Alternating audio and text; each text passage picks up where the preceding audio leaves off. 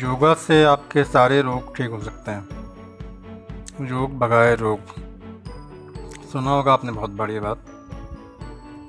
पर ये बात सच भी है और झूठ भी है। सच इसलिए है कि योग से वाकई में सारे रोग भाग सकते हैं, पर जो योग हमको टीवी में दिखाया जाता है उस योग से कुछ भी नहीं होगा। वो योग योग है ही नहीं, वो व्यायाम है, योगासन है। उस योग से कुछ भी नहीं होने वाला। असली योग क्या है? असली योग गीता में भगवान कहते हैं समत्वम योग उच्यते, मतलब हर चीज़ में बैलेंस रखना, यही योग है। बैलेंस खाने में, आप क्या खा रहे हैं, आपके आचरण में कितना खा रहे हैं, किस तरीके से कर्मों में आप परिवर्तित हो रहे हैं, कितना काम कर रहे हैं, कितना सो रहे हैं, हर चीज़ में आपको बैलेंस रखना पड़ेगा। अब बैलेंस क्या, सिर्फ सोचना बड़ा आसान हो गया बैलेंस रखना? क्या बैलेंस रखना आसान है? बैलेंस रखना आज की तारीख में बहुत मुश्किल है, क्योंकि हम लोग जो खाना खा रहे हैं वो खाना ही गलत खा रहे हैं। तो जब आप खाना ही गलत खाएंगे तो आपका इनपुट ही शरीर के अंदर गलत हो जा रहा है। तो आप, जैसे कार है, कार के अंदर आपकी रोल्स रॉयस कार है, उसके अंदर आप कैरोसिन डालोगे तो वो रोल्स रॉयस कार आपकी परफॉर्म नहीं कर पाएगी। यही आपके साथ हो रहा है। आज की तारीख में सारे जो खाने के बीज हैं सब बदल दिए गए हैं। हाई यील्डिंग वैरायटी का खाना आ रहा है। जब ये खाना आप खाते हैं तो आप तो परफॉर्म कर ही नहीं पाते हैं, क्योंकि इंडिया में आज की तारीख में मेजॉरिटी ऑफ पीपल्स यही लोग यही खाना खा रहे हैं। ये हमारा बहुत ही बड़ा दुर्भाग्य है। एप्पल के ट्री हो या आम के पेड़ हो या गेहूं हो या चावल हो, सब्जियां हों, सबको बीज को नियंत्रण कर दिया गया है। कंपनियों के हाथ में बीजें आ गई हैं, और ये बड़ा ही खतरनाक सिनेरियो है। ये जो गाय का जो दूध बनता है, गाय के ऊपर भी इसका असर पड़ता है। गाय जो खा रही है उससे ही उसका वसा बन रहा है, उससे ही उसका दूध बन रहा है, उससे ही उसका मांस बन रहा है।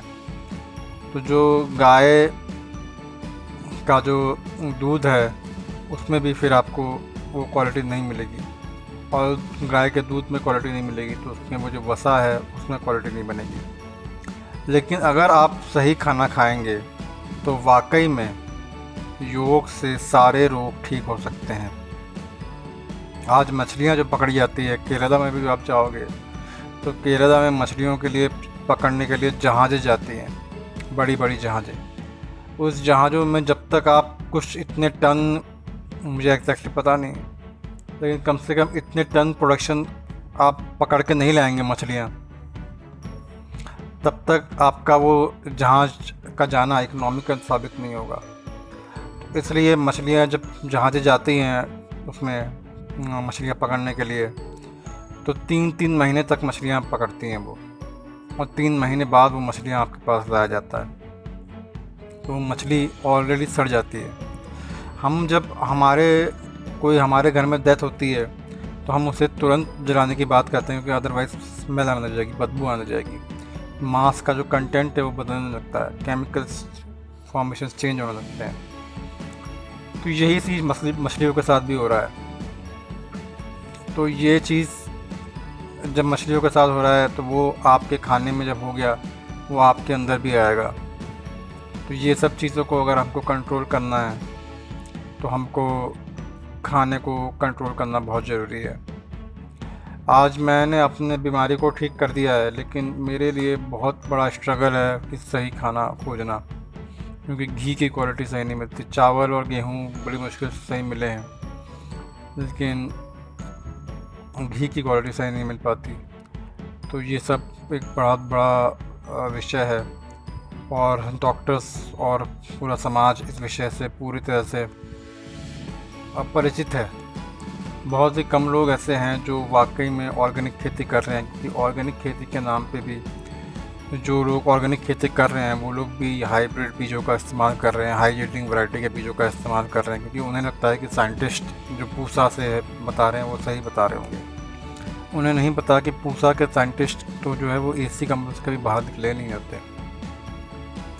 उनको तो कंपनियां बताती है कि भैया तुमको ये बेचना है, वो कंपनियों का बाप माल बेचते हैं। तो ये सब हो रहा है। तो ये बाबा रामदेव का योग जो है उससे आपको कुछ फ़ायदा नहीं होने वाला। जो भगवत गीता का योग है उससे आपको फ़ायदा होगा। और भगवत गीता का योग क्या कहता है? समत्व योग उच्चते। सिर्फ इतना है, हर चीज़ में बैलेंस रखिए, खाना भी सही रखाइए, सोना भी सही कीजिए, कर्मों में भी सही तरीके से परिवर्तित कीजिए। जब ये सब करेंगे आप तो आपका स्वास्थ्य अच्छा होगा, आपके विचार अच्छे होंगे और आपका रिज़ल्ट भी अच्छा आएगा। जैसे भगवान गीता में कहते हैं कि इन देवों को अपने इन देवों को तुम ताकतवर बनाओ, फिर ये देव तुम्हें ताकतवर बनाएंगे।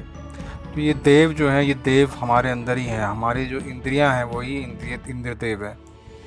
तो जब हम आपका अच्छा खाएंगे तो हम इंद्रिय देव को ताकत करेंगे।